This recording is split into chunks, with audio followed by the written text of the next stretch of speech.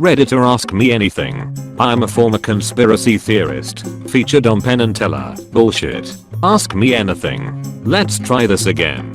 I'm a former conspiracy theorist who was featured on the show Penn and Teller. Bullshit. Yes, I'm the guy who repeated a comedy bit written by the great Bill Hicks from his album Rantony Minor. We honestly expected that the someone would catch on to the fact and not use the footage since it was so well known. Evidently, they did not catch on or care and included the bit in the episode.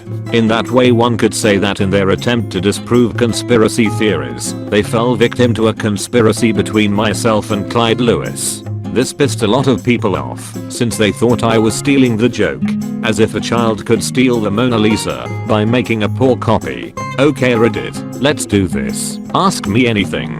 PS When the Illuminati take me out, please make sure my tombstone reads, "You will never give yourself a better life than you are convinced you deserve." Thanks, Theorist dude.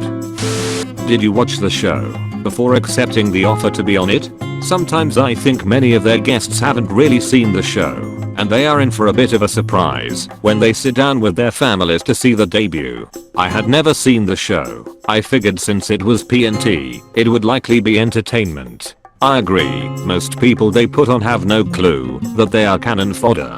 This answer confuses me. Penn said specifically that PROSPECTIVE asterisk interviewees knew the show's opinion and even were given DVDs to know the type of show they were going to be on.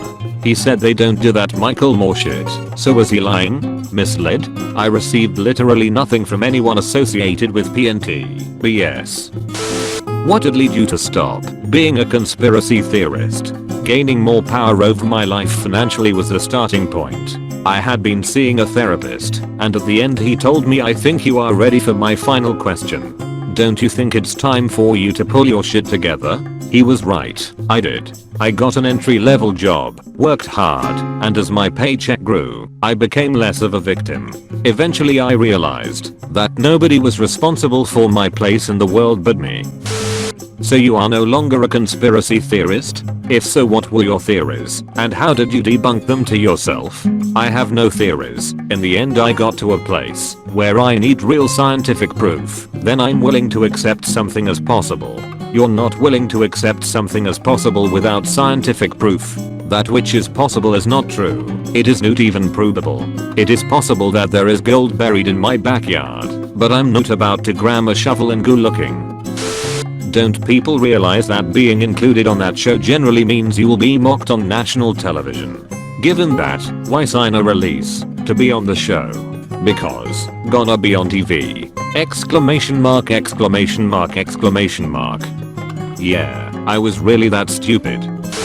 What would you said is the best way to have a reasonable discussion with a conspiracy theorist? Or how do you reason with an individual unwilling to accept certain facts? Sadly, I have not found a way to bring someone back from the edge. You can't logic someone out of a position that they didn't logic themselves into. In more poetic words, a man convinced against his will is of the same opinion still.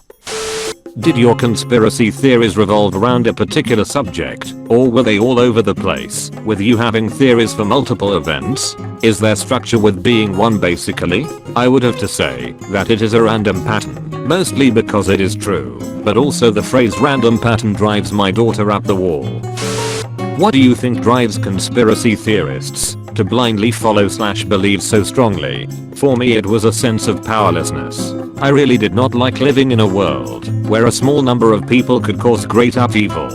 For me, there had to be more powerful people pulling the strings. Hell, if one person could have a big impact on the world like Oswald did, what the fuck was my excuse for not doing good on the same scale? This is a really interesting insight. Thanks.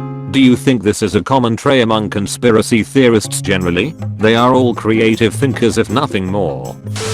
I have a notion that conspiracy theories and the like are fueled by something more fundamental, lying. I think you've mentioned that you only accept ideas now based on evidence. Were there lies or patterns you experienced that were particularly effective? If ultimately untrue, what strategies do you use now that help you spot lies, perhaps masquerading as evidence? There is a bit of a leap of logic required to believe in a conspiracy theory. Once the leap has been made, the BS can grow beyond anything you could have imagined. I find that a Cam's chainsaw really helps when dealing with this. Cut away everything I think and feel. Feelings are not facts. Then I'm at good starting point. If I find myself at a dead end, then I have either found what probably happened, or I need to start over. It is not easy, but it should be simple.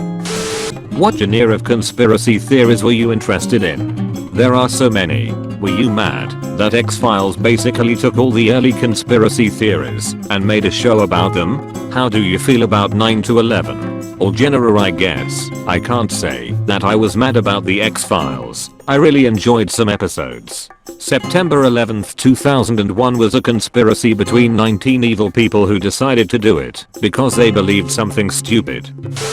I don't remember the episode, but you're saying that on the PTBS episode, you recited the Bill Hicks bit, and you were expecting the scene to be edited out. I could see my younger self choking in front of the cameras and doing something like this just to seem clever, because maybe I recited the bit successfully in front of my friends a few times, possibly not thinking about the fact that millions would be watching and more than a few would recognize the bit. Do you think the producers of the show were trying to make you look bad by not editing the stolen joke out? Or do you really think nobody in the editing department recognized the joke? I'm not sure why they chose to run with it. If I had to guess, I would say that they were working the premise of the show and wanted an easy straw man to pile onto. My brother is a conspiracy nut. He believed those plastic boxes were FEMA coffins. He believes in chemtrails to condition the population and make us all more compliant and reliant on government. The list of stuff he believes in is astounding. I used to be amused by it, but now that he's a husband and father, I'm somewhat worried. He is financially stable, works with people, travels a lot, so he sees the world around him, and yet he is still a conspiracy nut. How do I help him? Never let him near an AM/FM radio. He might be looking for something to assert him brain to. As I said earlier, for me, science was key. I started reading about the scientific method and the history of science, and it gave me an outlet. A short history of nearly everything was the book that got me started. Good luck. Why do you think people still haven't caught on that the conspiracy theorist label and tinfoil hat is used to dismiss and discredit criticism of the powerful in government or business? Because these two things are not the same. Now more than ever, people are being critical of the US government without being labeled as nutcases, because there are legitimate criticisms to be made. The truth is that I wore the label of conspiracy theorist with pride when it fit, but for all of the time I spent looking and digging, it made no difference, except to waste my time. Hey there. So I'm a therapist who works with kids with trauma. Recently I got a case where my client's dad is what he calls a truther and what the rest of us call a conspiracy theorist.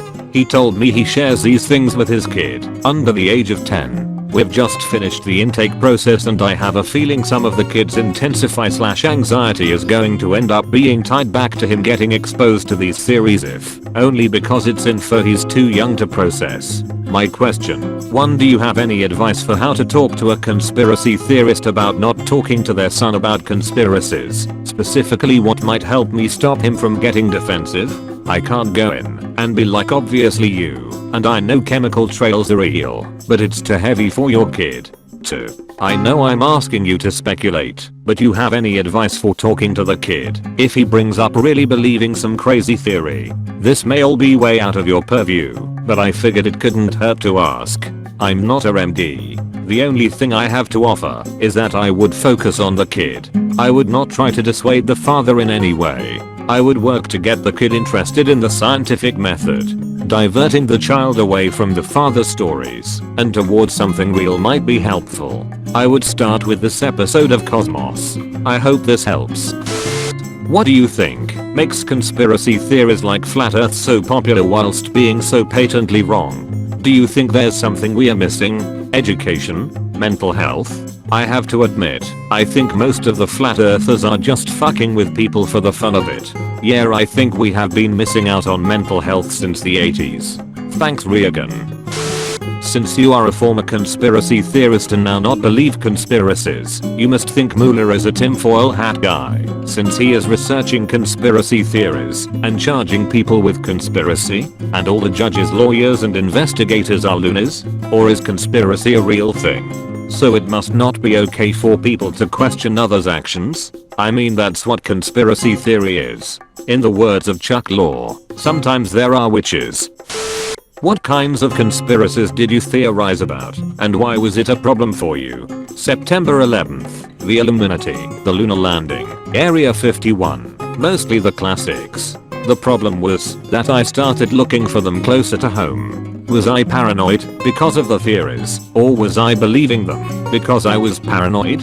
In the end, it really did not matter. I wasted a lot of time on them, and they did not bring me closer to my wife and daughter. 3, 2, 1, go!